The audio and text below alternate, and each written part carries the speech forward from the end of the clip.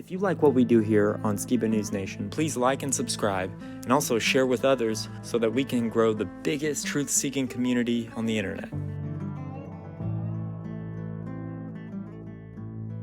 Huge shout out to all of our Patreon supporters. We couldn't do this show without you, so I just wanted to say thank you. And if you want to help support us, go to patreon.com/Skiba News Nation.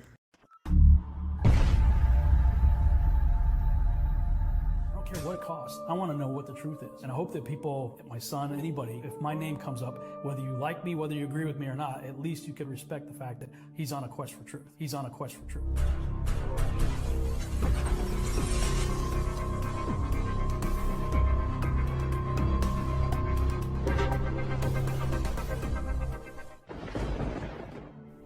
Welcome to Skiba News Nation, bringing you unfiltered views, news, interviews, discussions, and more.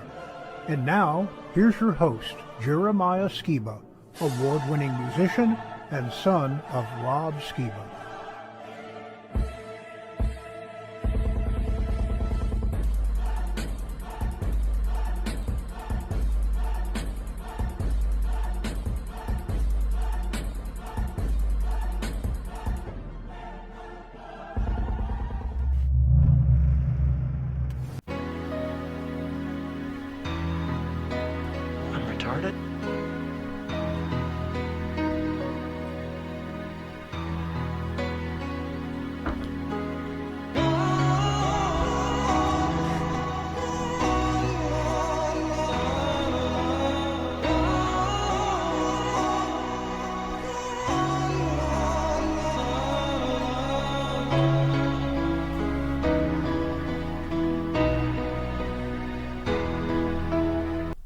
Now, I don't know about you, but that's how I feel every day when I turn on the news. But hey, Skiba News Nation family, welcome to episode 95 of Skiba News Nation, your weekly source of the latest news, controversial topics, conspiracies, forgotten history, and so much more. I'm your host, Jeremiah Skiba, and today we're going to be talking about witches help create a TV show, Metaverse, first interview was super creepy, reuniting with dead loved ones with the power of AI, prophetic events happening across Earth, who is the Antichrist?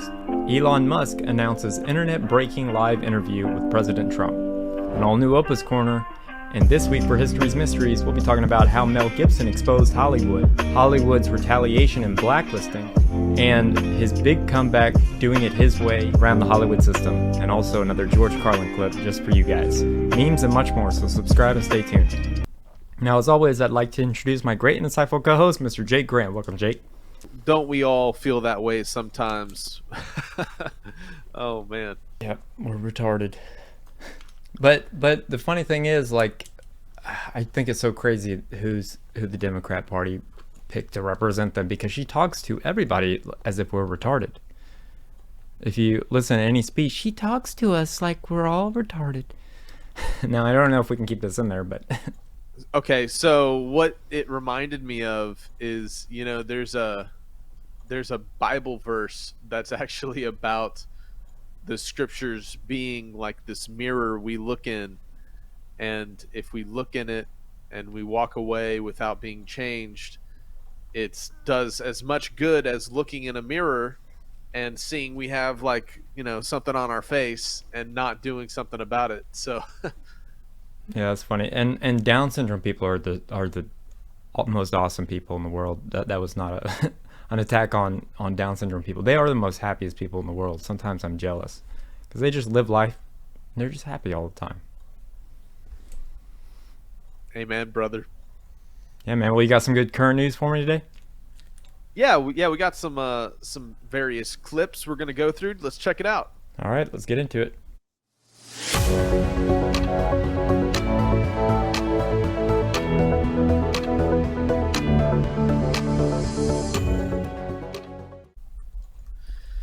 All right, what's up? Over the last couple days, you might have been seeing things like this pop up on your phone.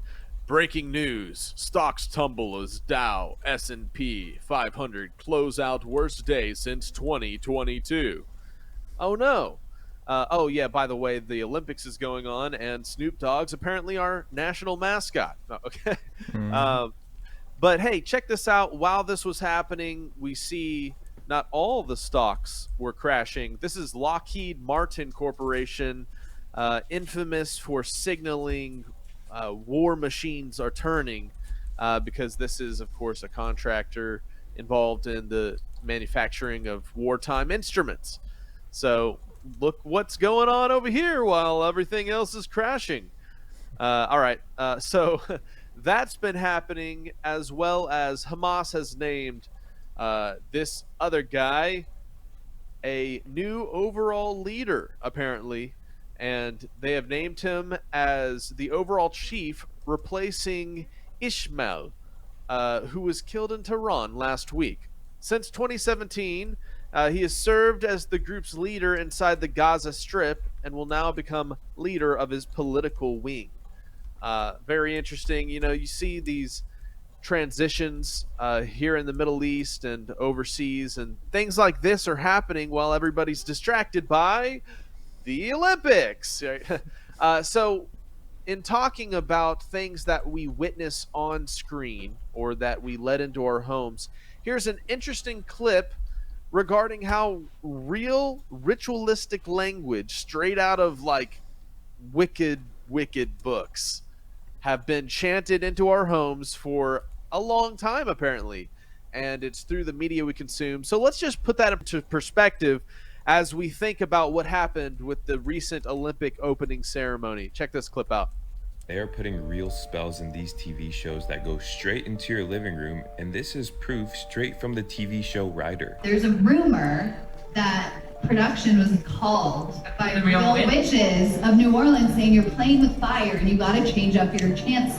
It's true? So in season 1, when I was the writer's assistant, I wrote the chants, and I would go online and like look up spells. And I was just like making some spells, and then we got a call from a woman in New Orleans who was like, I think that you're playing with fire. I think that you're, what are you trying to do? You're putting these spells in everybody's living room all across America. Like we were like cursing everybody to watch the show. And then I started making shit up a little weirder. So these ladies are like, oh, I gotta write a show with some witchery. They go online and they're like looking through the Book of the Dead or something. It's like how to resurrect the spirit of your angry demonic cousins, demons. Yeah, let's not do that. Everybody's in their house. They're just like, hey y'all, Sabetanya, like through their screen. They're just like, bring back the resurrected dead ancestor of my cat's kitten that turned demon. Hey, let's leave cats out of this, but iridocyclitis, I created that one. Have you seen iridocyclitis? It's like little kid. No, I'm not.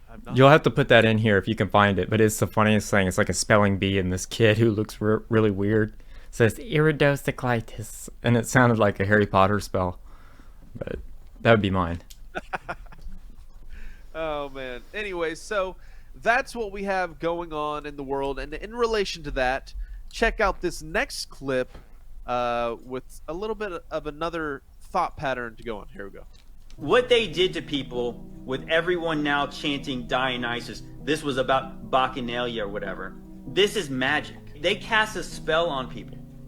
And let me explain that. Have you guys ever seen the movie The Prestige? The Prestige is an excellent movie, and it's got a very interesting coded message in it. It's about magicians and also wizards.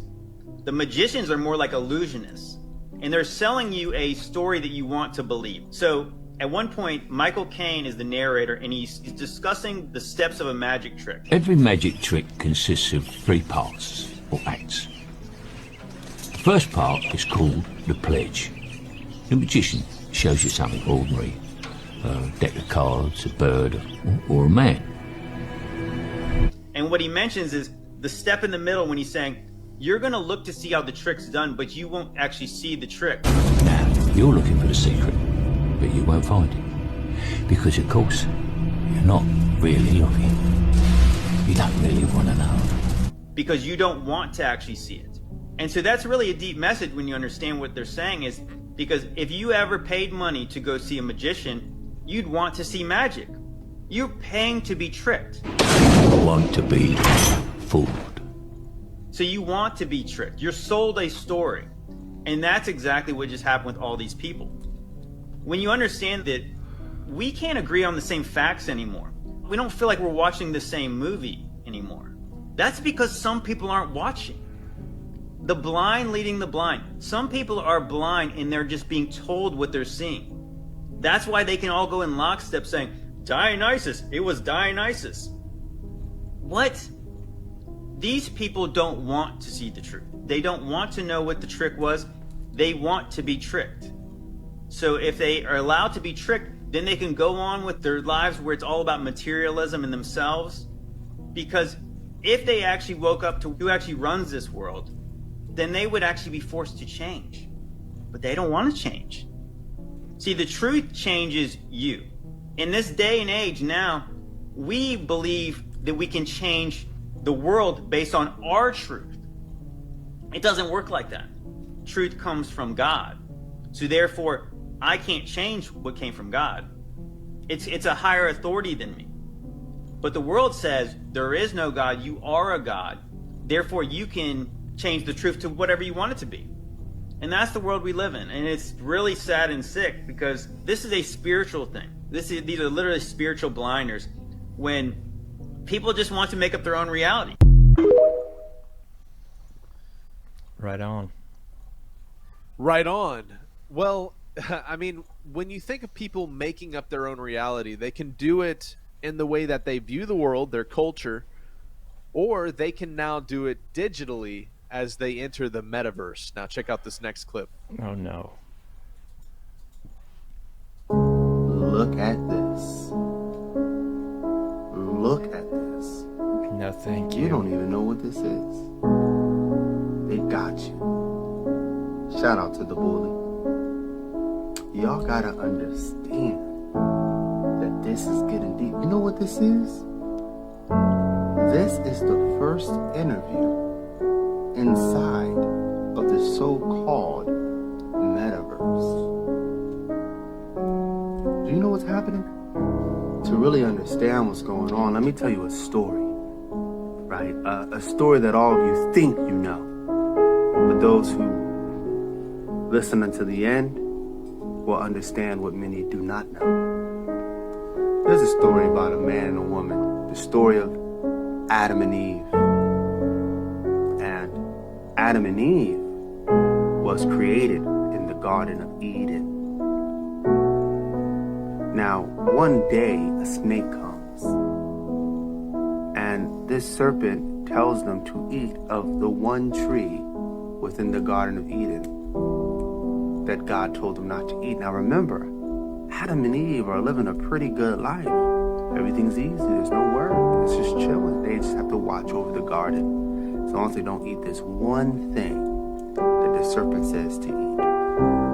Well, the woman eats it, and then the man eats it. And God finds them covering themselves, realizing that they were naked after the act. And God says, because you have eaten of this fruit, you are cursed. You cannot live in the Garden of Eden. You cannot eat of the tree of life. And you must till the fields and work the grounds. And you must eat bread until you are dust. And that was the punishment. But here's the part that y'all don't know. Adam means man. Eve means life. The story is about the beginning of human life. Adam and Eve live off of the abundance of God in the Garden of Eden. Naked, one with nature. They are hunter-gatherers. They don't teach all this in Bible study. They don't teach all this. The serpent is coming from outside, and he's trying to civilize them. And what he does is he offers that fruit of the knowledge that is good and evil, good and evil. The knowledge of growing your own food. How do we know this? Well, God says, because you have done this, you will what? Till the fields, work the lands, eat up the bread, they're describing agriculturalists. And the way that we know that is after agriculture comes cities. Cain is in the Bible is the founder of cities. He's the first one ever to build a city. And then eventually what happens? Babylon is built. Babylon is a metaphor for the matrix, which is civilization. That's right. And the Garden of Eden is your natural environment. You gotta understand that the matrix comes out of agriculture, which depletes the land, right? It's the great devourer. Matrix comes from the word matre, which means womb. A matrix is a good thing. An inverted matrix is a bad thing. An inverted matrix, instead of sustaining you like a womb would so that you could be free, an inverted matrix, it takes from you so that you can always depend on it. So it can take from you some more. That's what you live in. That's the society you live in. And it depletes the farms. It depletes the environment. You gotta cut the trees. You gotta not destroy biodiversity. And then what comes next? The Industrial Revolution. And not only are they taking more resources from the earth with the Industrial Revolution, but they are associating your purpose with a job and telling you to live your purpose, you must work a job, right? Which takes you further into the matrix. It makes you depend on it even more. Now you don't even hunt for your food. You don't grow your food. You don't know how to get it. If something was to happen to the matrix of civilization, you will crumble. So now you work hard to keep it alive, right? And then what happens next? What happens next? Well, then the matrix eventually creates a virtual reality. That's why it's always trying to tell you that you're already in one, that you're already in a simulated reality. Because once it convinces you to upload your mind, which is what they're aiming for, these billionaires are spending billions of dollars creating these virtual realities. You gotta know that. But here's what you didn't know. If you don't believe me about the virtual reality, is the next step, right? And where they're ultimately taking you. I'll ask you this question. When you know that forbidden fruit of the matrix that started the matrix, right, is normally regarded to be an apple. You tell me what company that's creating a virtual reality right now, it's not Facebook, has a bitten apple as its icon. If you can tell me that, if you know the answer to that question, then you are Windows? No, just this kidding. book called Fans, Food, Forest, Foraging, Hunting, Anti-Fragile Modern Society. This book will free you from the matrix. The physical copy is right down here. The free version is a link at the top of the page. It'll take you to an audio book. Either way, if you read that book and apply the book, it will change your life forever. I love you all. Peace. Okay, so some interesting perspectives from that gentleman, which, how are you going to be enticed into joining the Matrix? We can only ask the question. Well, here's a possible answer that we see happening in Japan recently. Check this out. Mother reunited with deceased daughter in virtual reality. That's so sick. Wouldn't you want to know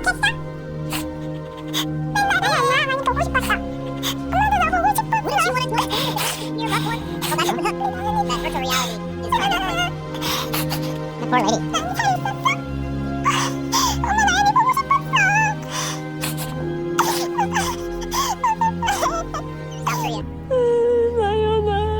What if she just said, "I hate you"? That would ruin that lady's life. Like, that's just making, I mean, that makes it so hard. Like, I couldn't imagine doing that and saying my dad, because it's not him. It's not him. You know? His spirit is all around, but that's not him. AI and virtual reality make a mimicry of what we put online and what we digitize through our cameras and whatnot. It makes it possible to use, distort, and twist that imagery for crazy abominations like that, right? And that kind of looked kind of even fake. It looked like somebody had rendered a cartoon. But if you had hyper-realistic metaverse goggle experiences where they're literally in the room with you, I mean, you can see how that would entice people to sell their soul to join, right? Yep. or at the worst, start signing up to participate in the preservation of your identity online, which we have tying to blockchain advancement in technology. You have AI interconnecting all of these different advancements, but the concept of what if we just record you and put you on a computer? Would you live forever if we are recording, quote unquote, your brainwaves, your patterns of, interacting? And that's what we see with Neuralink and the monitoring and recording of brain patterns, the different, scientific experiments that are going on in that area. But with that shared, there are other things going on in the world, not just the attempt to take over our reality, but some other prophetic, interesting coincidences. Check this out. Sir, that would be a 3 or 4 front war against Israel, the likes of which we have not seen since 1967 or even 1973.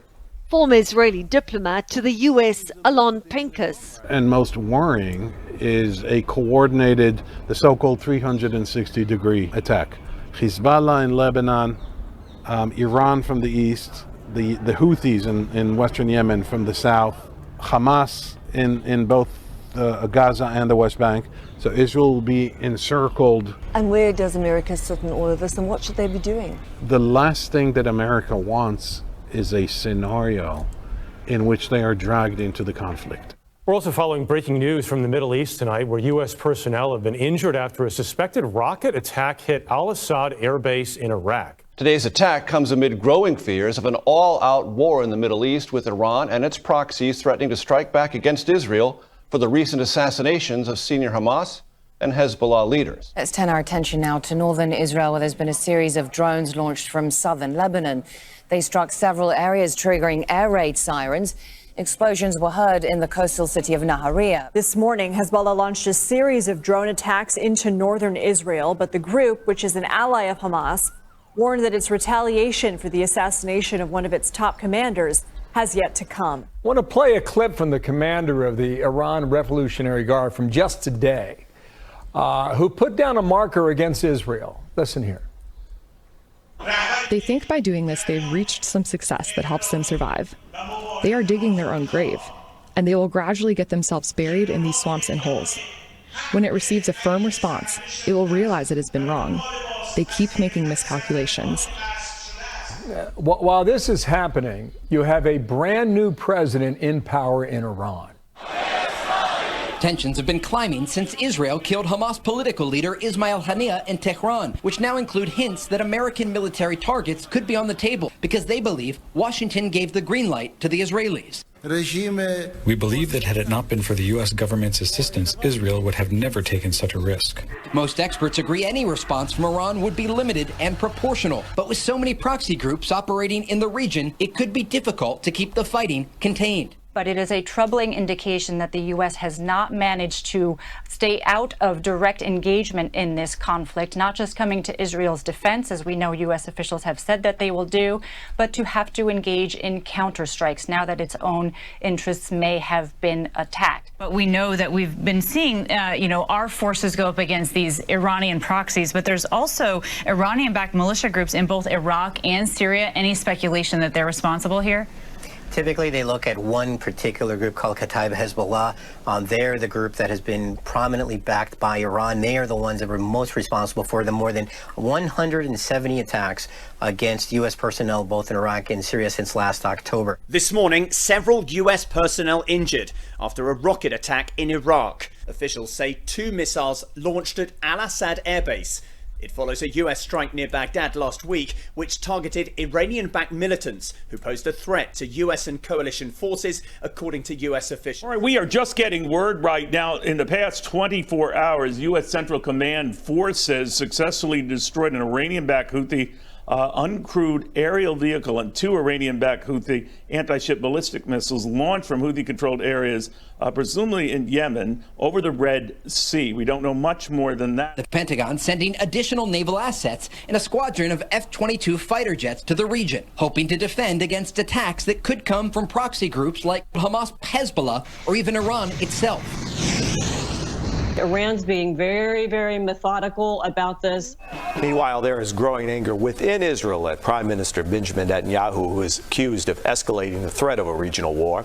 Protesters clashed with police in Tel Aviv, accusing Netanyahu of choosing violence over a hostage deal. And remember, Iran launched an attack against Israel in April, firing more than 300 drones and missiles at this country. And while many were intercepted by coalition forces, the Israelis struck back against a very interesting target: air defense systems outside of Iran's nuclear facility, the largest one in the country. This was to send a message. The Israelis know exactly where they're developing their nuclear program, and it's in their sights. That goes back to the question, why isn't Kamala Harris, why isn't Joe Biden, why aren't we hearing from them when you have all of this happening in the Middle East?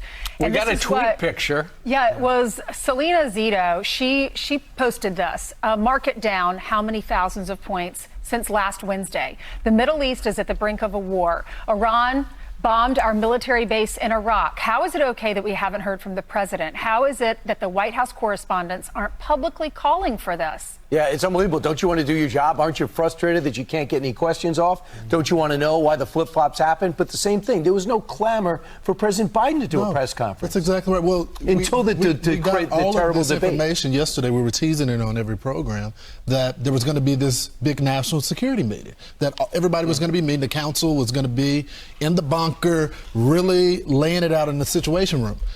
And I guess we assumed that there was going to be some type of public statement after. Absolutely nothing. No press conference, no red line for America. It looks like the only people that are getting the pressure is the Israelis right now, saying, just get a deal done. We really hold our breath at the moment. It's very difficult to know what's going to happen here. And if the scenario you laid out comes to pass, we could be at this for a long time.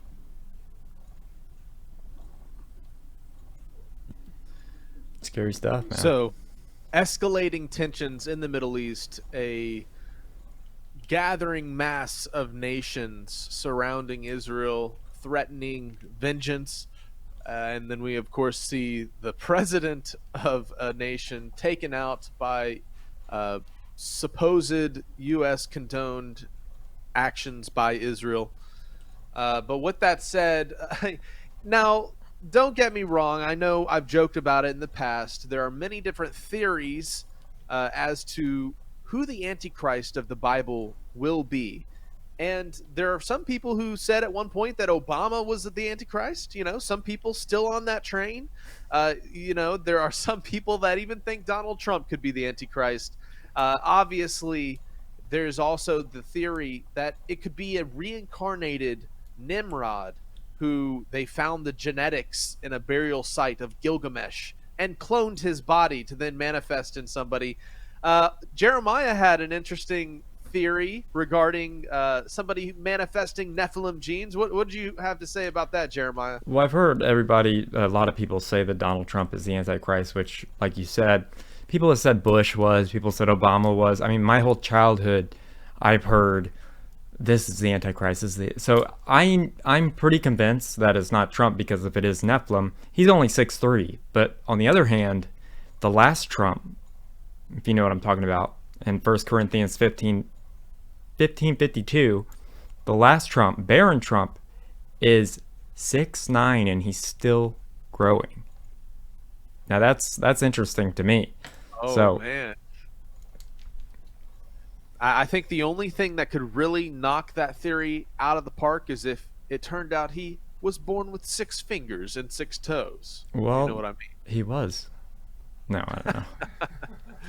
All right. Well, anyways, with that disclaimer, this next video has somebody who does believe that Donald Trump is the Antichrist. So, all things considered, I thought it would be interesting to have this section in our news today, because we're going to soon be interviewing Zach Bauer, who loves to talk eschatology and end times theories. And so I think it'd be really cool to get the audience thinking about these topics so they can have some good questions for Zach Bauer and some of his theories, which are definitely pretty interesting. So anyways, let's check out this next clip.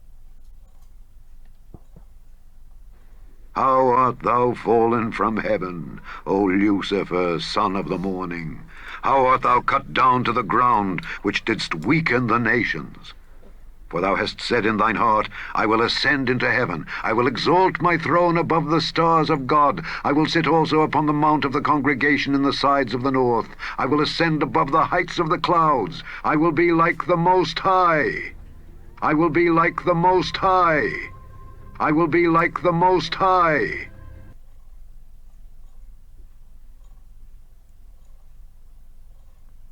Antichrist is going to trigger something. He's going to do something that is then going to cause one, very quickly if I can, one of the scenarios, for instance, on that is we talk about a pandemic. Now, if you're talking about this kind of technology, and of course the name of the book is Beast Tech, you're talking about a system. Usually we talk about, say, a mark, something like a tattoo that you would glue to your arm or that would be invisibly applied to the back of your hand or your forehead or whatever. You're thinking of just a tattoo or a transmitter. But we're talking about something more than that. We're talking about an interactive mark that would actually change who you are. It would actually change who you are. It would integrate with your system. Like a virus, if a person wants to think of it that way, but a smart virus, one that's been engineered to accomplish a particular task. So It's going to reform, it's going to alter your genetic makeup, and if it altered you sufficiently. So for those people that watch this show that are scientifically minded, I'm not talking about what is called mutagenic effects, where you're living out here, maybe you're exposed to radiation and it mutates certain cells. I'm not talking about that. This literally is designed to permanently alter your genetic makeup sufficiently enough that in the purest sense of the word, you are no longer human. Some people today believe that that might be the way that the mark of the beast, once received, alters people in such a way that they can no longer be redeemed. The book of Revelation seems to speak of that when it says that whosoever receives the mark of the beast, they shall drink of the wine of the wrath of God, which is poured out without mixture out of the cup of his indignation. It just goes on and on forever, right? Yeah. What could you do to a human for which they can find no redemption unless they're no longer human? And again, this goes back to that ancient story, because some of the extra biblical texts, the book of Enoch in particular, which is still included in some people's, the Orthodox versions of the Bible and whatever, what did the Watchers do? When God put a judgment on their creation, the Nephilim, the Watchers, according to Enoch, went back and they pleaded with God for the salvation of their creation, the Nephilim.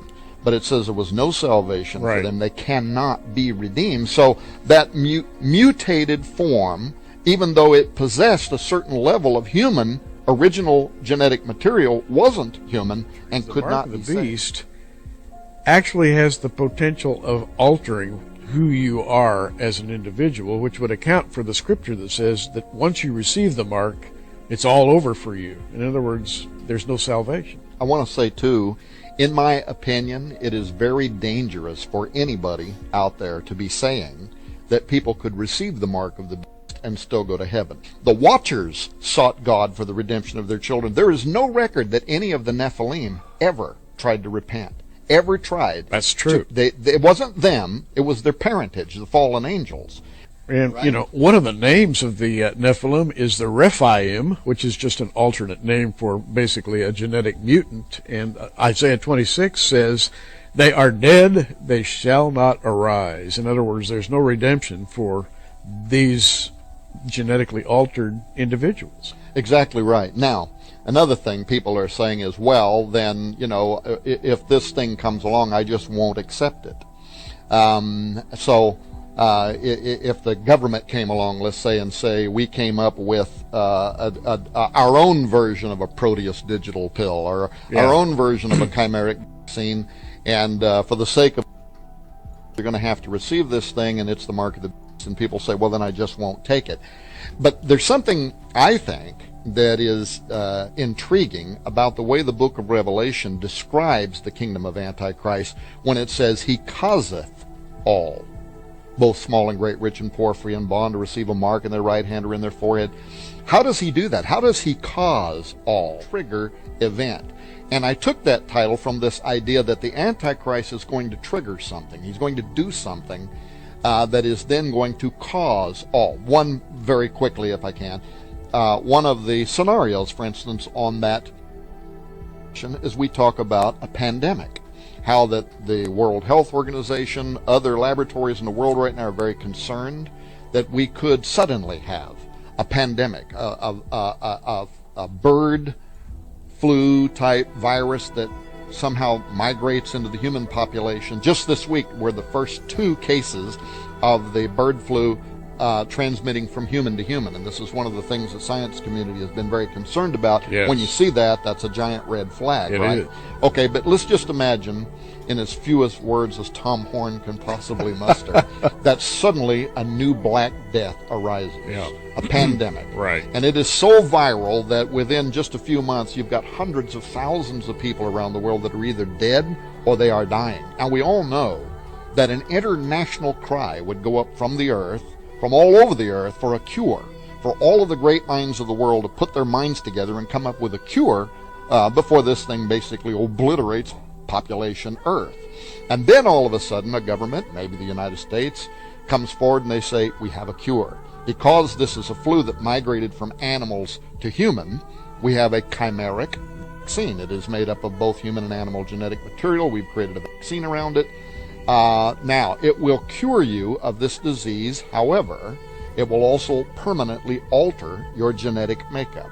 You will no longer be human, but if you don't take it, you're dead. You're dead in 10 days from now. Wow. So suddenly you have a scenario in which a trigger event sets in motion. You're not going to have just this blasé, passive, all baloney, I'm not going to take it. Not when you're looking into the eyes of your dying children, the eyes of your dying wife, or you yourself are dying. You've got to make a decision and fast. You know, I'm thinking of the pharmaceutical ads I'm seeing on TV today. They tell you about this marvelous new pharmaceutical and how wonderful it is, and people are running around and smiling, and it's a beautiful day. And meanwhile, a voice in the background reads off a list of side effects, including sudden death. Right. And you say, wow, why would I ever take that? But you're talking about side effects, quote unquote, from something that has a purpose. What a marvelous technique that would be to introduce a global change into society. You need to take this, it's good. Let's not talk about the side effects. Let's not talk about any of the other things that it will do to you. Well, furthermore, Gary, this technology, when you look at how they would verify whether a person had received this chimeric vaccine, they scan the retina of your eye or the blood in the palm of your hand, and they can see the traces of whether or not you have received this chimeric vaccine. And to also reinforce the idea that he is our savior, here's the video Trump posted on Truth Social, which is just over a minute long, and I added closed captions to make it a bit easier to understand what Orban said. So if you were in charge of NATO, if you were, say, Joe Biden, what would your next move be in the war in Ukraine? What would you do? Peace, immediately. Call back Trump. That's the only way out. Call back Trump. Call back Trump. Because, you know, you can criticize him for many reasons. I understand all the discussion, but, you know, the best foreign policy of the recent several decades belonged to him. He did not initiate any new war. Yes. He treated nicely the North Koreans and Russia, even the Chinese, you know. He delivered a policy which was the best one for Middle East, Abraham Accords. Yes. So that was a very good foreign policy. He's criticized that he's not educated enough to understand the world. But this is not the case. Fact counts. And his foreign policy was the best one for the world in the last several decades I have seen. And if he would have been the president at the moment of the Russian invasion started, no, it would be not possible to do that by the Russians. So Trump is the man who can save the Western world and probably the human beings in the world as well. Announce what is fueling my soul right now is Trump. regarding our precious, precious President, Donald J. Trump. How would you like to be in his shoes? His torture brings to mind what Jesus Christ went through to save us. President Trump is our savior in this country. There's no one else who can make us whole and great again. Who had the courage to step foot in North Korea, who can make money from the tar of the sand, turn liquid to gold, who understands the difference between tariffs and inflation, will finish his 40-hour week by Tuesday noon, but then put in another 72 hours. So God made Trump. God had to have somebody willing to go into the den of vipers, call out the fake news for their tongues as sharp as a serpent's. The poison of vipers is on their lips, and yet stop. So God made Trump. God said, I need somebody who will be strong and courageous, who will not be afraid or terrified of the wolves when they attack, a man who cares for the flock, a shepherd to mankind who won't ever leave nor forsake them. I need the most diligent worker to follow the path and remain strong in faith and know the belief of God and country, somebody who's willing to drill, bring back manufacturing and American jobs, farm the lands, secure our borders, build our military, fight the system all day, and finish a hard week's work by attending church on Sunday. And then his oldest son turns and says, Dad, let's make America great again. Dad, let's build back a country to be the envy of the world again. So God made Trump.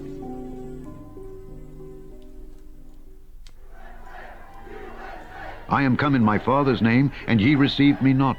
If another shall come in his own name, him ye will receive. How can ye believe, which receive honor one of another, and seek not the honor that cometh from God only? I am come in my Father's name, and ye received me not.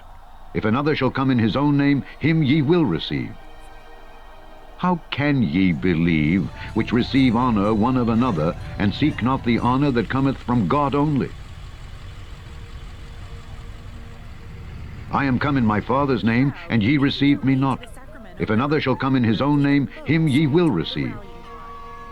How can ye believe, which receive honor one of another, and seek not the honor that cometh from God only? I am come in my Father's name, and ye received me not. If another shall come in his own name, him ye will receive. How can ye believe, which receive honor one of another, and seek not the honor that cometh from God only?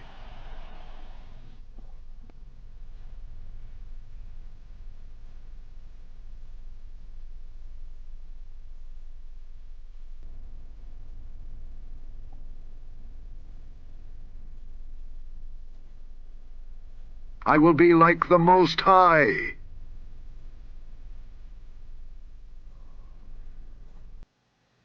Diametrically opposite is a Messiah.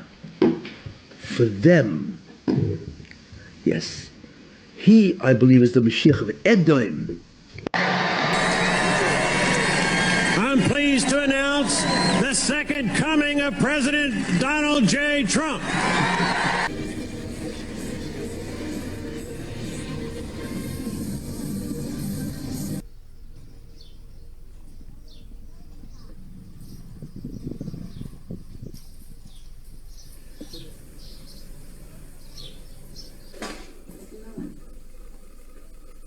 Okay, so this is what I wanted to show you. I think it's hilarious.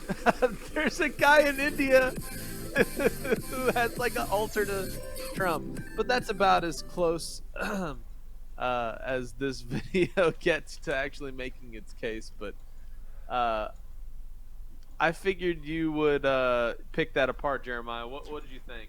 Well, I feel like people can make anything into their own narrative. Like they can make anything. Like me and you apparently are Freemasons. My dad was apparent, even though I've never been a part of any kind of club like that, you know?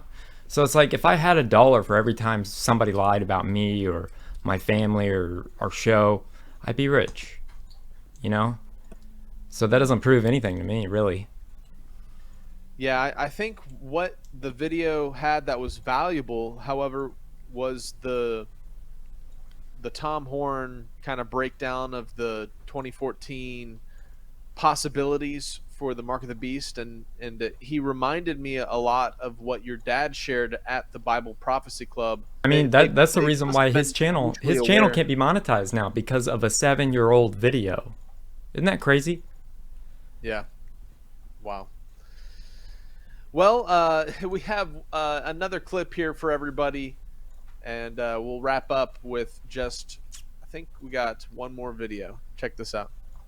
Billionaire Elon Musk, recently appointed to President Trump's cabinet as Transportation Secretary and Border Czar,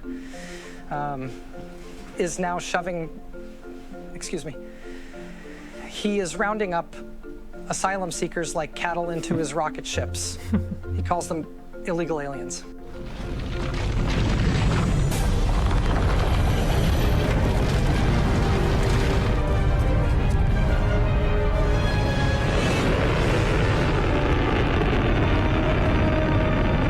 The problem is the rockets keep exploding.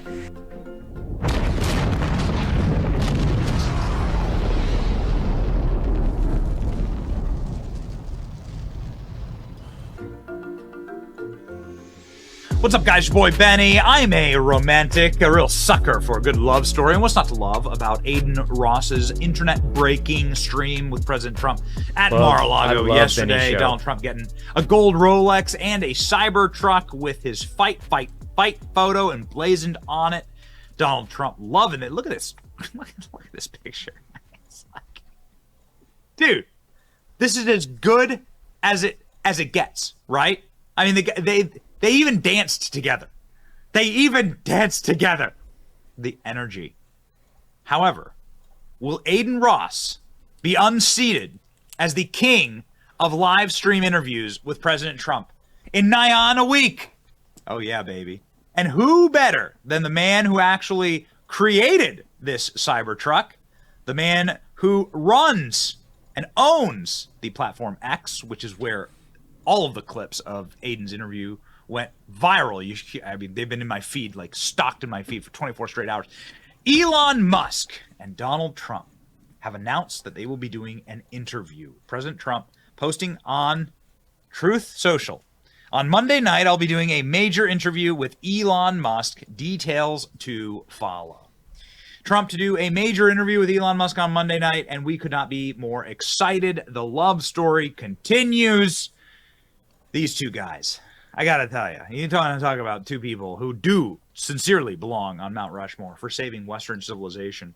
Elon Musk can never be president because he wasn't born here, right? But Elon Musk is doing more to save this country and this nation than any president in my lifetime, this side of Donald Trump. And maybe that's why the two of these guys get along together. And well before Elon Musk endorsed Trump or donated to him or this interview, they got along incredibly well and had a ton of mutual respect for one another. Right as President Trump entered the White House, Elon Musk did a 60-minute interview where he said this about Donald Trump. Somebody's going to jump in the war zone. It's like, okay, you're in the arena. Let's go. Okay. Who does that sound like? I don't know. Who's it sound like? It sounds like a guy who lives at the White House. Oh, that guy. Yeah, sure. He's very good at Twitter. He's very good at Twitter. I think the president is amazingly good at Twitter. Elon Musk said this well before he and President Trump had any alliances. I don't even know if he'd ever met President Trump. President Trump, on the other hand, in his first year as president, was asked about Elon Musk and had this to say about him. He called him one of our great geniuses that must be protected and likened him to Thomas Edison. To give him credit. I spoke to him very recently, and he's also doing the rockets. He likes rockets, and he does good at rockets, too, by the way. I never saw where the engines come down with no wings, no anything, and they're landing. I said, I've never seen that before. And I was worried about him because he's one of our great geniuses, and we have to protect our genius. You know, we have to protect Thomas Edison, and we have to protect all of these people that came up with originally the light bulb and the wheel and all of these things. And he's one of our very smart people, and we want to cherish those people. I want to cherish, I want to protect him. He's Thomas Edison. He likens Elon Musk to the inventors of the wheel, light bulb. So Donald Trump and Elon Musk, a ton of mutual respect. Speaking of calling Elon Musk recently said that President Trump just calls him out of the blue. I don't exactly know why he.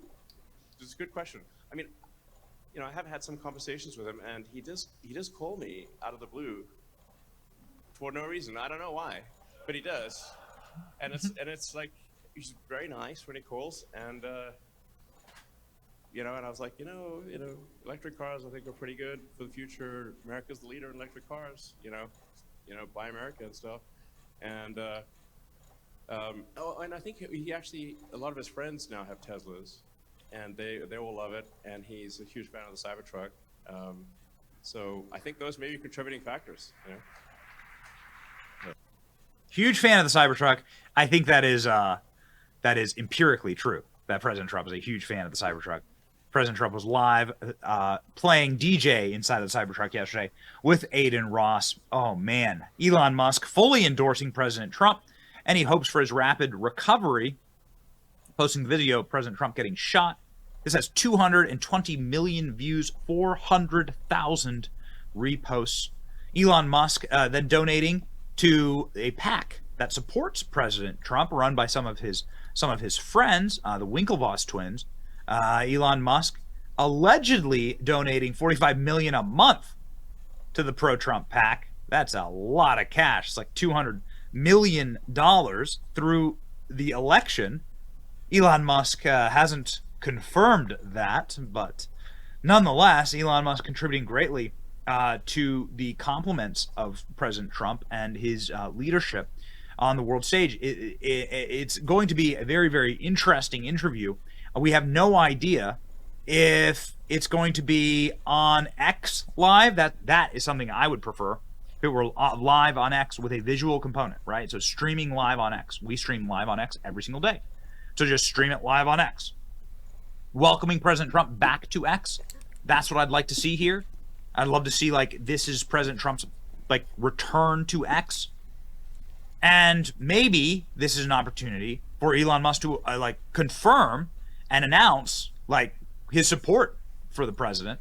From a monetary perspective, he has denied the $45 million a month number. Who knows? Who knows? Maybe it'll be live in a spaceship. That's what Don Lemon wanted. We don't know. We're not sure. It could be live in a spaceship. First podcast in space. Oh, Don Lemon. He would cry so very much. Speaking of crying, so very, very much, Elon Musk posted this breathtakingly hysterical ad of Kamala Harris. It's parody, right? It's funny. And it went thermonuclear viral, even more viral. Oh, actually, no, not as viral as Elon Musk endorsing Trump, but close. 134 million views, 245,000 likes. Let's go. Hi, Kamala Harris, and your Democrat candidate for president, because Joe Biden finally exposed his senility at the debate. Thanks, Joe. I was selected because I am the ultimate diversity hire. I'm both a woman and a person of color. So if you criticize anything I say, you're both sexist and racist. I may not know the first thing about running the country, but remember, that's a good thing if you're a deep state puppet. I had 4 years under the tutelage of the ultimate deep state puppet, a wonderful mentor, Joe Biden. Joe taught me rule number 1, carefully hide your total incompetence. I take insignificant things and I discuss them as if they're significant. And I believe that exploring the significance of the insignificant is in itself significant. Talking about the significance of the passage of time, right? The significance of the passage of time. So when you think about it, there is great significance to the passage of time, and there is such great significance to the passage of time. Another trick is trying to sound black. I pretend to celebrate Kwanzaa, and in my speeches, I always do my best Barack Obama impression. So hear me when I say, I know Donald Trump's type. And okay, look, maybe my work addressing the root causes of the border crisis were catastrophic, but my knowledge of international politics is truly shocking. The United States shares a very important relationship, which is an alliance with the Republic of North Korea. It is an alliance that is strong and enduring. And just remember, when voting this November, it is important to see what can be unburdened by what has been. And by what has been, Joe Biden. Do you think the country went to over the past 4 years? You ain't seen nothing yet. So this might be like the greatest, like Elon Musk sharing that ad. Well, that's the most viral ad of the 2024 presidential cycle. So talk about a boost to Trump. Talk about a favor to Trump. And that's awesome.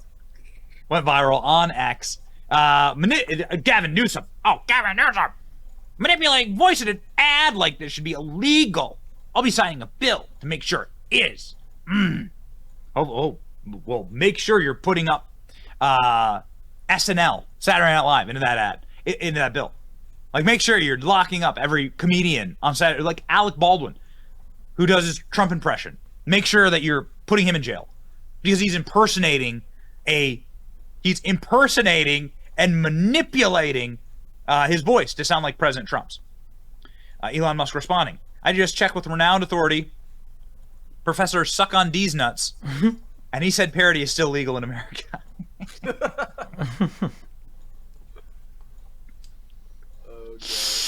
Yes, I believe he studied under the legendary Professor T. Baggs. Not to mention Pulitzer Prize winner, Dr. Head, first name Dick. Newsom should create an endowed chair at the University of California for Professor T's Nuts. 100,000 votes. Pretty sure he graduated summa cum laude.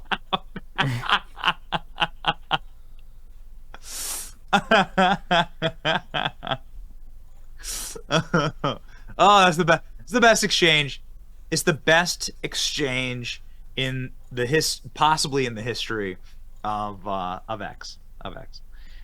What does President Trump, as of late, have to say about Elon Musk? Maybe Elon could get you guys there. You're a fan of Elon Musk? I think Elon might be good for this question. He's a terrific. I looked at the ship that went up, the spaceship, and I never saw this before. I saw this is like 2 years ago. I see the motors coming down, the engines coming down, no wings, no anything, and then I say, what is going on? Yeah. And nobody ever saw that before. And if you didn't have him, you probably wouldn't be seeing it, And I called him, I said, what's that? He says, well, we want to be able to reuse the engines. I said, they don't have wings, they don't have anything, and they're landing on a platform in the middle of the ocean. I said, how cool is that? I thought I saw it all, but that was, no, he's a spectacular guy. Well, I mean, between PayPal, Neuralink, Starlink, Tesla, SpaceX, and other things. Yeah, he's probably one of the greatest minds of our generation. AI, very big, I think there's something to be said that America needs a strong leader, and that we have the perception of strength. Now, you have to admire that Trump, after getting shot with blood streaming down his face, it could have been a second shooter, who knows? Nonetheless, was fist pumping, fight. After being shot. Yeah. I mean, and this is not. He's an ornery bastard. He's funny too. Yes, I mean, he's brave. He has courage. This is instinctual courage. Yeah. It's not calculated. It's not some arranged event. It's in the moment. Well, you could see that then, because that was not a time when you see true courage in the moment. Yeah. Absolutely. And if you want a leader who's going to deal with some very, very tough cookies out there, who's going to deal with a Putin or Kim Jong-un or China. Yeah, China. Or,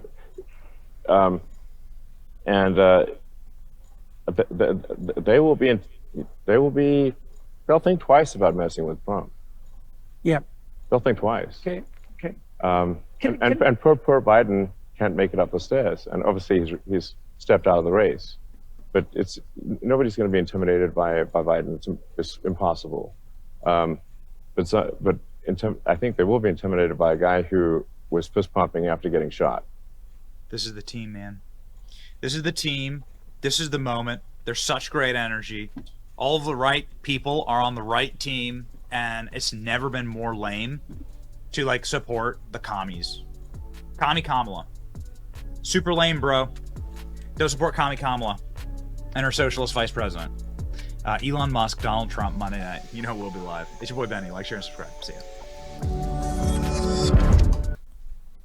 All right, so we have some interesting clips. We're a little Trump heavy, and it's all leading up to my fantastic theory that it is not Donald Trump who will be the Antichrist, but rather the clone grown from his earlobe.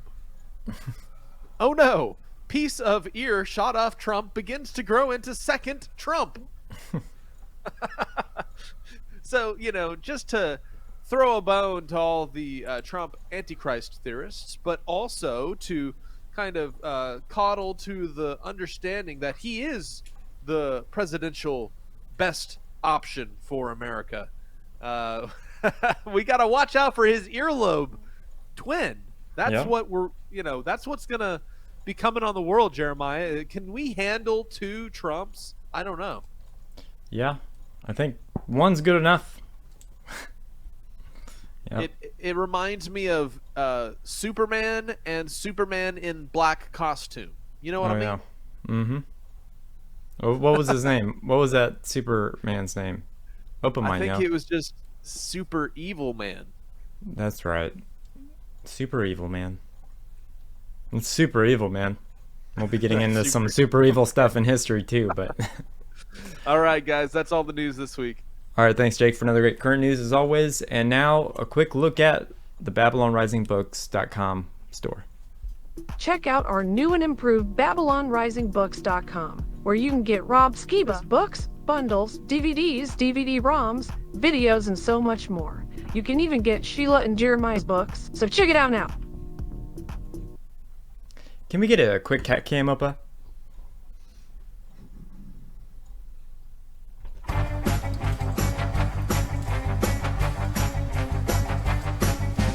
Cat cam. Cat cam. Cat cam. He's so cute. Cat cam. Cat cam. Cat cam.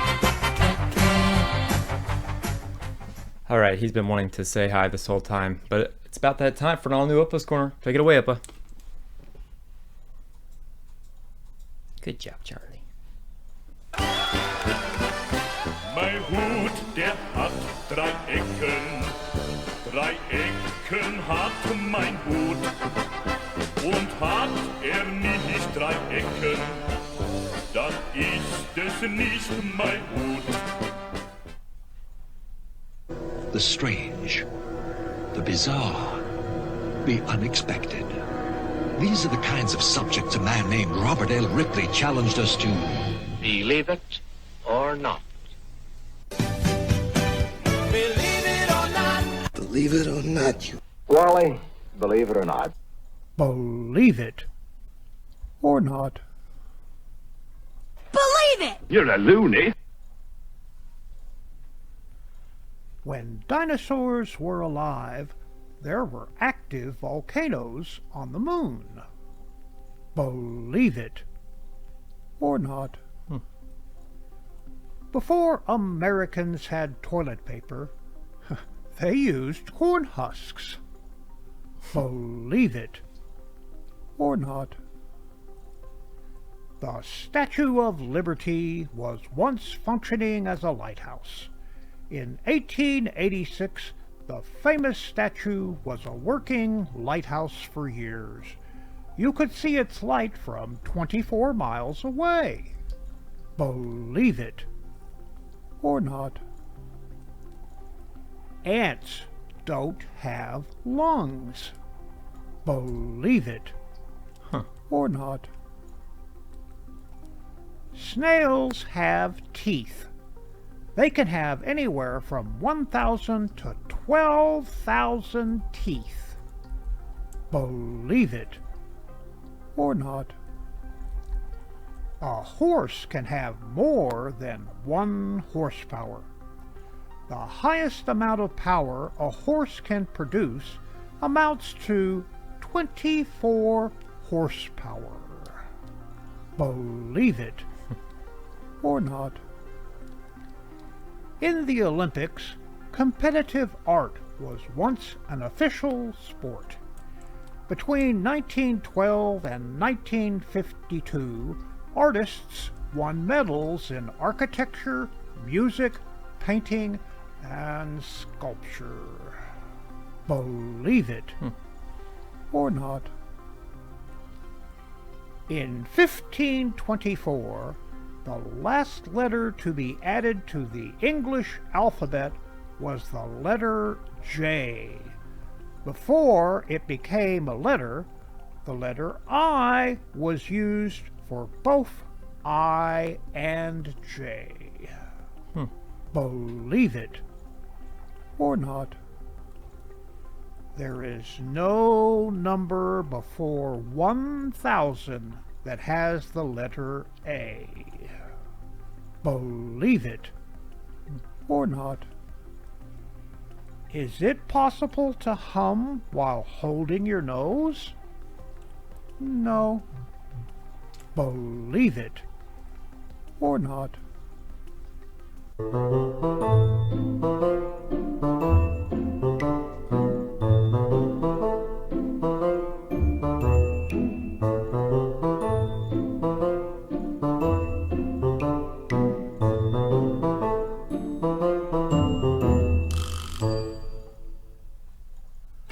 All men make mistakes, but married men find out about them sooner.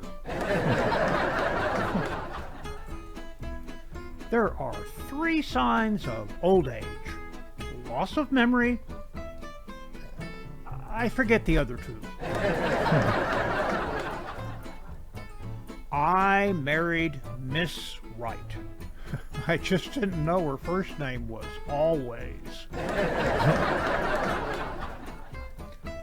I've put on a lot of weight. I only weighed 6.5 pounds when I was born. Heard about the young deaf boy who used sign language? One day he told his mother a dirty joke, and she washed his hands out with soap.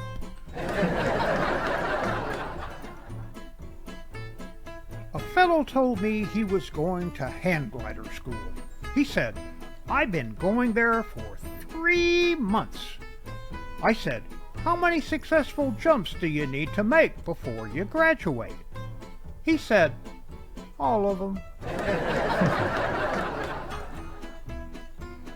I don't pick on politicians. Heck, they ain't done nothing. The definition of Congress: bingo with billions. Any kid will run an errand for you if you ask at bedtime. Why do they call it rush hour when nothing moves? The Statue of Liberty is no longer saying, "Give me your poor, your tired, your huddled masses." She's got a baseball bat and yelling, "You want a piece of me?"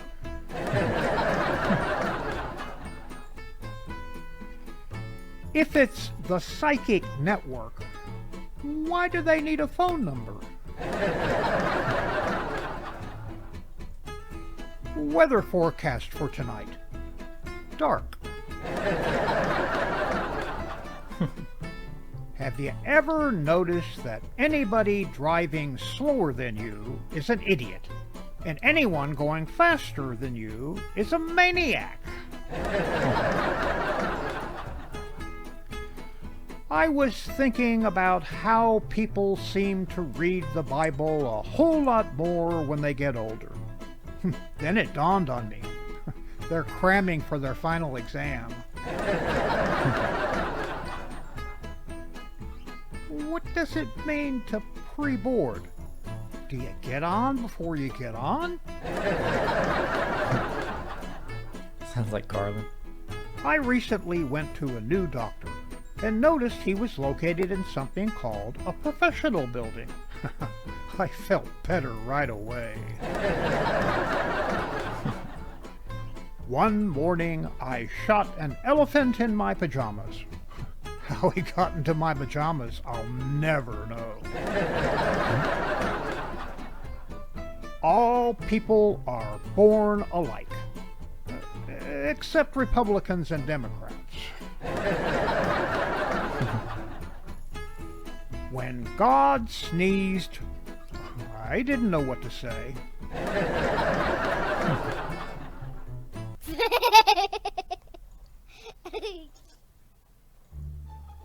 Achoo! Bless you.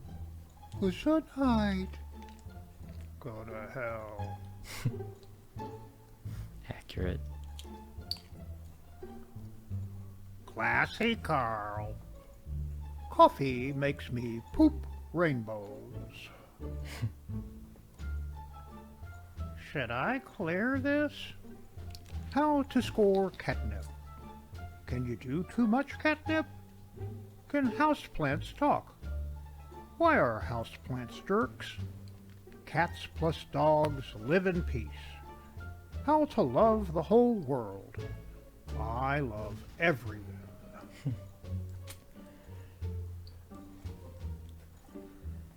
I love being part of the political process.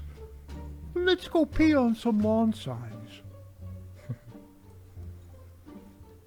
New York, Paris, San Francisco, Tokyo.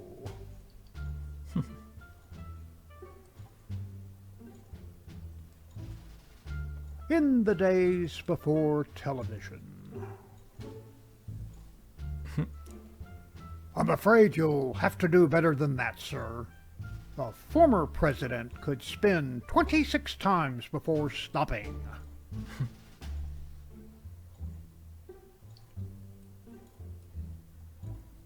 Archaeologists discover history's first hand turkey.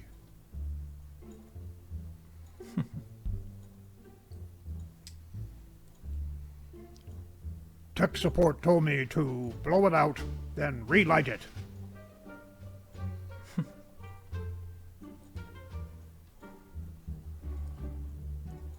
Primitive mobsters.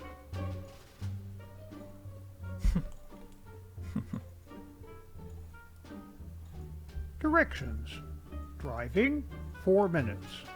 Walking, 17 minutes. Walking a dog that has to smell everything, 1 hour, 20 minutes.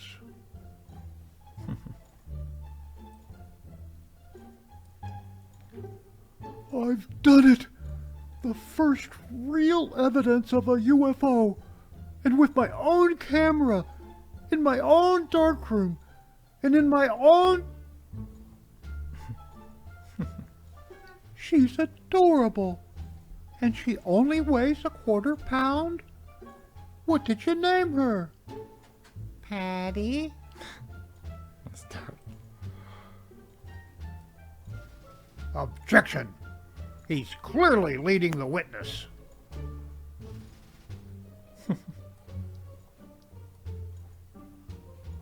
You eat your dirt, Billy. You want to grow up as big and slimy as your dad, don't you?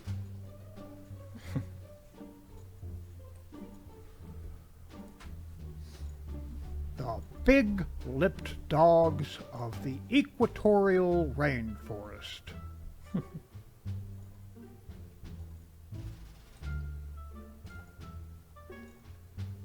I don't care if you don't like it.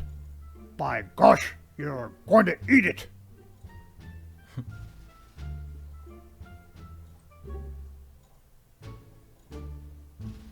Understanding only German, Fritz was unaware that the clouds were becoming threatening. Hey, what are you looking at? You want trouble, buddy? You found it. Warning, eyeglass testing area.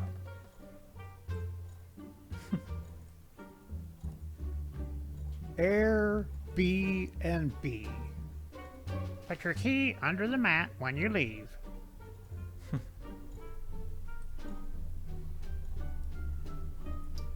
Well, I'll be. It's still there. The hen house I used to watch when I was a kid.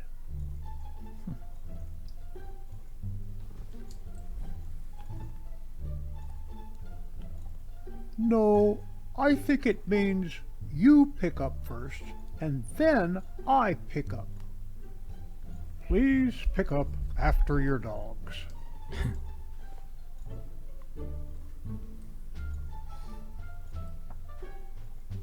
With all due respect, Your Honor, my client is completely innocent of all the charges.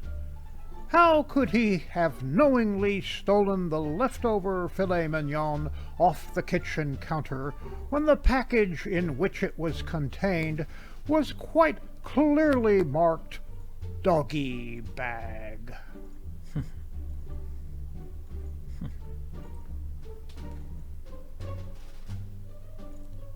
Childhood innocence. Mom, Dad, he followed me home. Can we keep him? Hey everyone, Simmons here just uttered a discouraging word.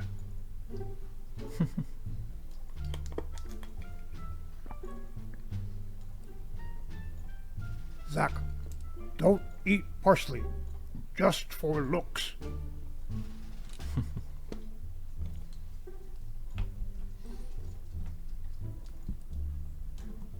Fortunately, even the Boy Scouts who fail knot tying get to go camping.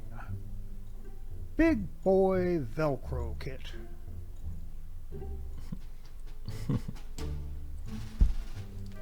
Tension mounts in the final heat of the paper, rock, scissors event.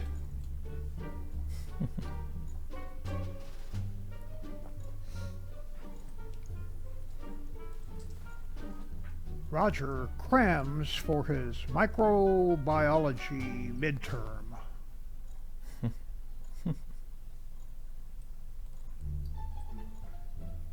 Day 39 on the Ark.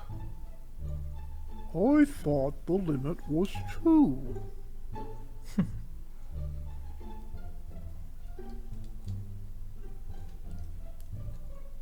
Learned how to perpendicular park today. And that concludes another Opas Corner. Mein Hut, der hat 3 Ecken. 3 Ecken hat mein Hut. Und hat nicht 3 Ecken, dann ist es nicht mein Hut. Opas Corner is now available on my own YouTube channel. Like, share, and subscribe. Thank you, Opa, for another great Opas Corner. Now a good word from our friend JJ. Are you tired of living in constant pain? Do you feel like you've tried every CBD product on the market with no relief? Look no further than JJ's Natural CBD Rub. When I was diagnosed with degenerative disc disease, this was the only product that completely took my pain away. Working with JJ has been a dream come true, and his products have completely changed my life. Don't just take my word for it. Visit JJ's website, jjcbdrub.com, and read hundreds of testimonials from people whose lives have been changed by all of JJ's amazing products. And now, as a Skiba News Nation exclusive, you can get $50 off a 3-pack special of JJ's Natural CBD Rub by texting CBD to 920-382-7720. Don't suffer in silence any longer. Take control of your pain today with JJ's Natural CBD Rub. Again, text CBD to 920-382-7720 for an exclusive discount and start feeling the relief you deserve. The links are in the description below. It's time for another History's Mysteries.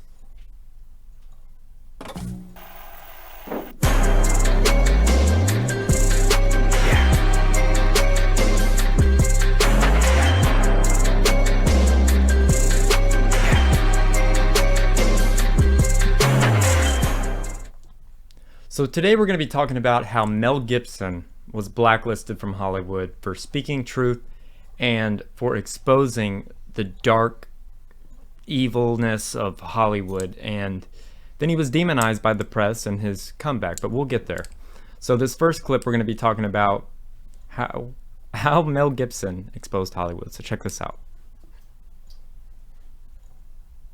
My special guest tonight is a Hollywood superstar, dynamic, versatile, and gold dust at the box office. Welcome, please, Mel Gibson. Mel Gibson. Mel Gibson. Mel Gibson. Mel Gibson. Mel Gibson. Mel Gibson. Hey, that's me. I have a belief in something greater than me, because if I'm God, we're all in deep, deep trouble. Yeah, I won't make good decisions for you. I was on a four-wheeler in a kilt with long hair, just like... Nice house, huh? I bet I could hit that house from here. You are going to be fucked over at some point by people who you may have done something nice for. You can't get mad. You can't let it get you. Your faith has been overly discussed by the world? Yes, I'm overly disgusted. There's a producer I know. He says women on film, either naked or dead. Both is better. And it's like, whoa. I hear what women think. Choked me in front of my son. You're talking to the damaged here. You got me a little green. Let the game begin. I could tell jokes and stories and make stories up and convince people of things that weren't true. You were a liar. Kind of, yeah. A great liar. Yeah. Yeah. The lying thing is something you have to try and overcome, I guess. And I try and put it into a framework where I can call it a profession now, which is... it's called acting. Yeah. Trust me. I soaked everything up like a sponge. I didn't go to my trailer. I would talk to the camera guys, the lighting guys, the sound guys. I was talking to the director. I was like, why are you doing that? What's the significance of that lens? What's it doing? You know, and it was, this was my school. Everybody just did everything. I remember hauling camera gear up to the top of a pyramid, and I was like, you know, one of the main actors in the film, but I was carrying stuff. It was a shared kind of everybody in it to win it. Yeah, I like telling stories where no one says anything. It's just wonderful to me to be able to sort of speak volumes without dialogue. And it kind of, I guess it gets almost to a question of like kind of a religion. Mecca for filmmakers is this industry here. It's the watering hole where everyone comes to see, to measure up. It's like you go to the smorgasbord to feed your need to work and your need to tell stories and your need to express yourself.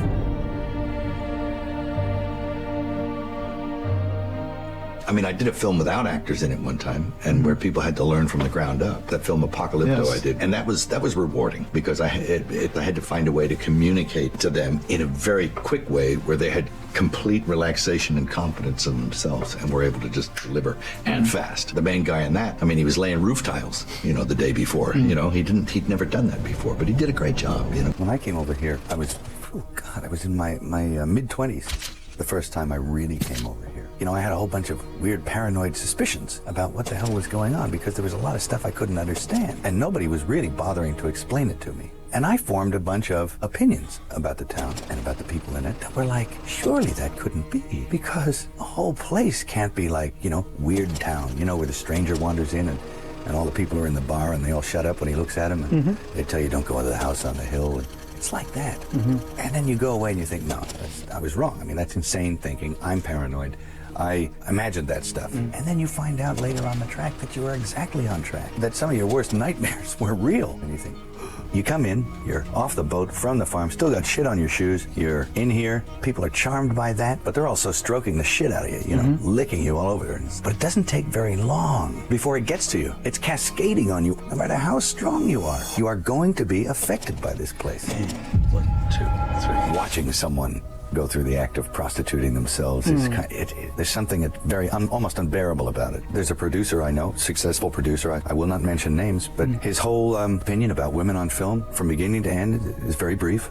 He says women on film, either naked or dead, both is better. And it's like, whoa, whoa. The man has got a spiritual malady for a start. I was on live television one time and Anderson Cooper sort of got it. People actually booed when the credits on your film came up at the beginning of the movie. And I'm saying, like at the beginning of the film when my name came, yeah, they booed. And I said, the credits aren't on the beginning of the film. You have to choose what level of integrity you're coming in at. You can't get mad. You have to make a deal with everyone else, and it's almost unspoken, that you are going to be fucked over at some point by people who you may have done something nice for. And it may happen that by circumstance, or even very purposefully, that you fuck someone over. But that shouldn't get in the way of you being able to sit down and have fun with them. You have to still try and love those people. It's not personal. They don't really mean to hurt you. No. Not really. Nothing. You understand nothing. I'll show you what you are. Christopher Walken, the first time I ever did a casting session in America, terrified me. Me too. He came to see me on a rooftop in New York. I said, hey, can I talk to you? And he said, sure. And he floated in sideways through a crowd of people. He was wearing black, and it was like one of those old vampire movies where they don't walk, but they glide. And he moved sideways, and he just sat down in a chair next to me. I just started talking about the Middle Ages, and he began to talk tortures. And we swapped tortures, because I'd read this book on torture. I tried to recall some of the most heinous things I'd ever read in this book, and he was like, oh, and he'd try and top it. I wanted to leave. And because I knew that I didn't want to work with him. Yeah. And he was getting scary. I can always smell a graveyard. I turned around to avoid his steady gaze at one point, and I was looking at a building with the top of the sixes on it, so there was a huge illuminated 666 in red.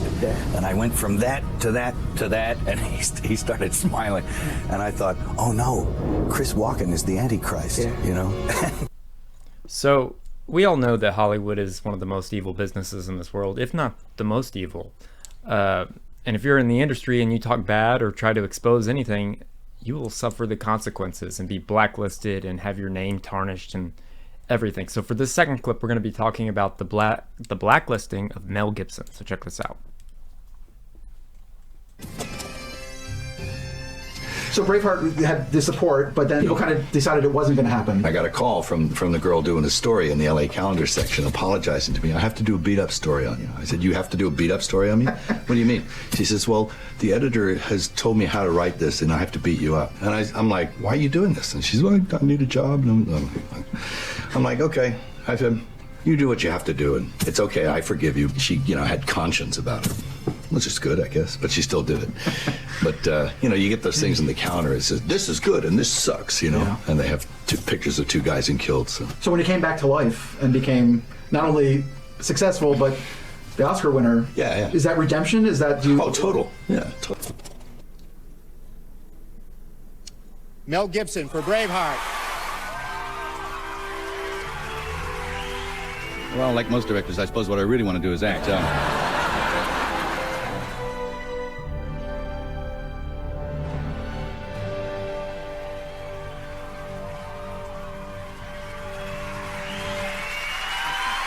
He's hit the dusty trail. He's wandering out there in the wasteland still. You never know, he might trudge back in a couple of decades, but I doubt it. You're getting paid! I'm not! I have earned money for it! Who made his ass your kid? You scary mother! Hurry up! Who wants to eat? Who the wants to eat? Hooray!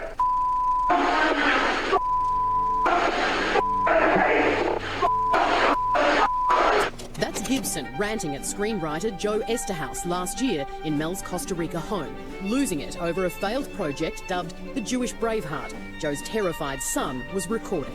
Why don't I have Howard Draft of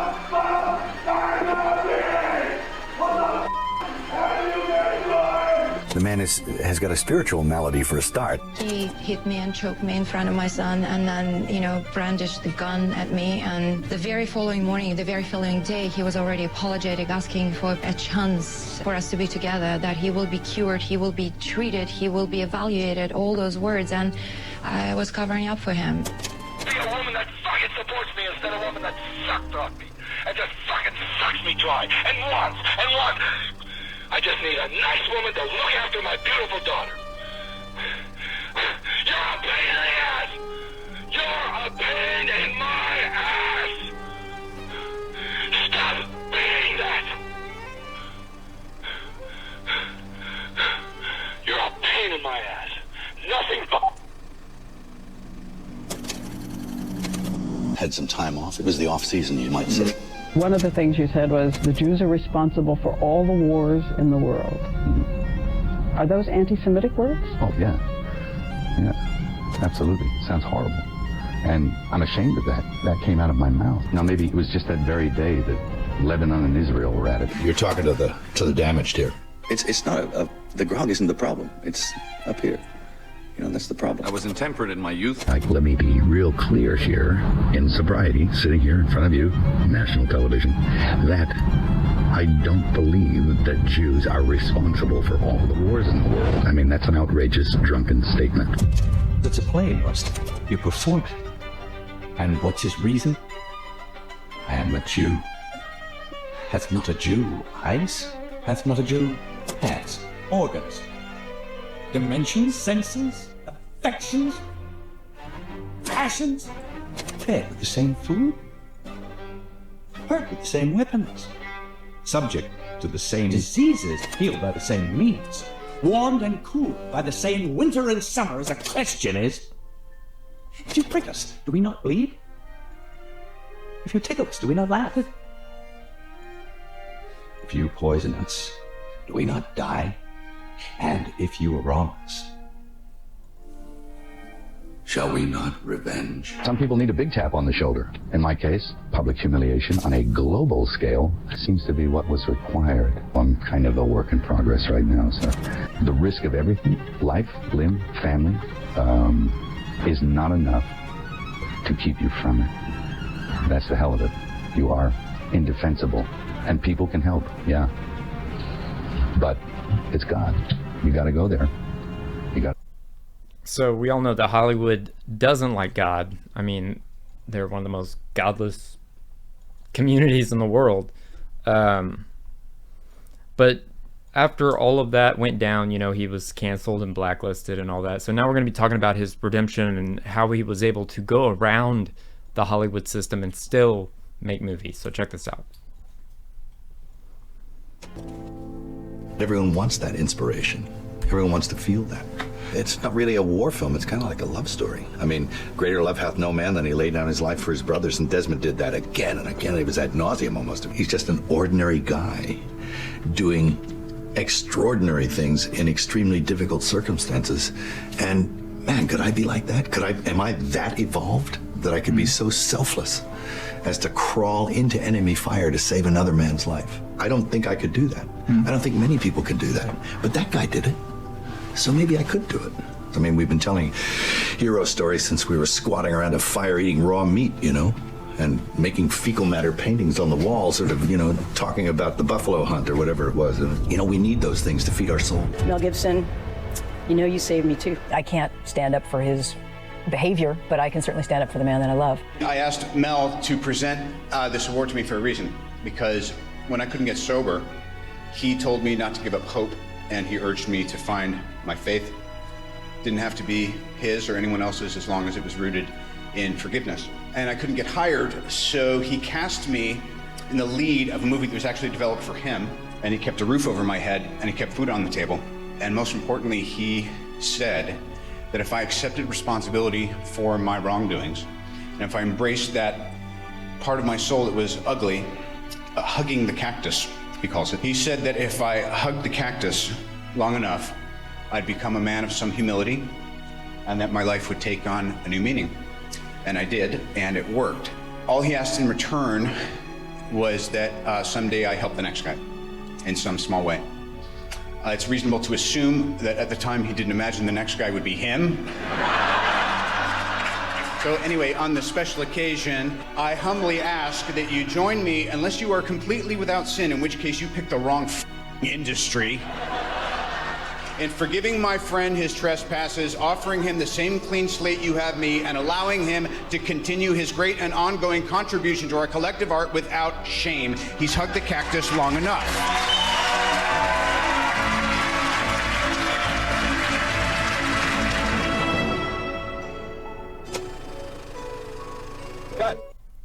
Now, my dad met Mel Gibson once, and he said he was one of the nicest guys he ever met. And yeah, but that's what I got from Mel Gibson. What are your thoughts, Jake?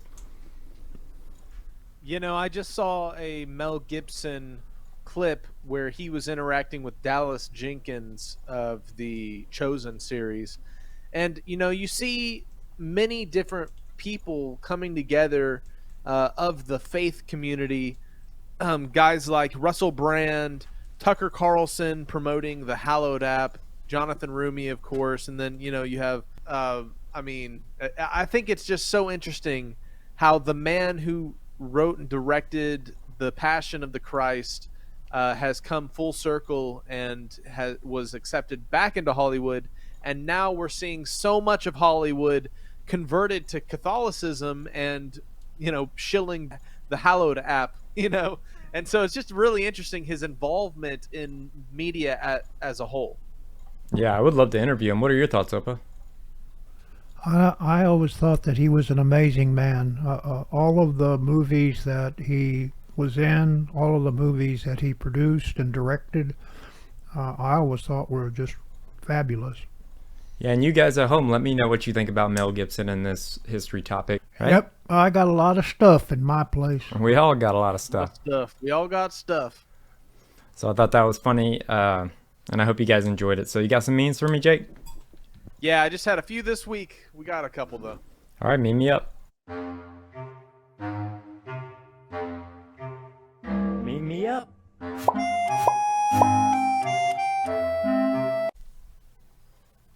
All right, it was so good. I just had to show it again. Oh no, a piece of Trump's ear shot off, begins to grow into second Trump.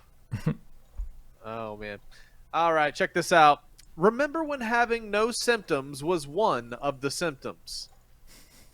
We all remember, and guess what? They're starting to roll it out again, and some interesting kind of back and forth in certain places like New York and California, where masks are being banned by penalty of law and fine. Oh man. Turns out the head of Secret Service detail in Butler, Philadelphia looks a lot like Hillary Clinton with a mustache. No wonder they told the police officers to stand down instead of confronting the shooter. Yep. Makes sense now. Yes, sir. Ma'am, are you Hillary Clinton? Is that who's giving this order? All right. And, you know, we have Kamala running for president. And this is what one of her slogans, you know, what she'll accomplish will be, your 401k has been unburdened by what has been.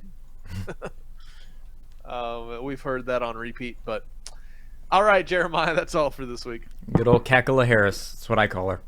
Anyways, Jake, thank you for another great current news and memes as always. Thank you for another great Opas Corner. I hope you guys enjoyed today's history segment and the episode as a whole. Stay awake, not woke, subscribe, and stay tuned. If you like what we do here on Skiba News Nation, please like and subscribe, and also share with others so that we can grow the biggest truth-seeking community on the internet. Huge shout out to all of our Patreon supporters. We couldn't do this show without you, so I just wanted to say thank you. And if you want to help support us, go to patreon.com/Skiba News Nation.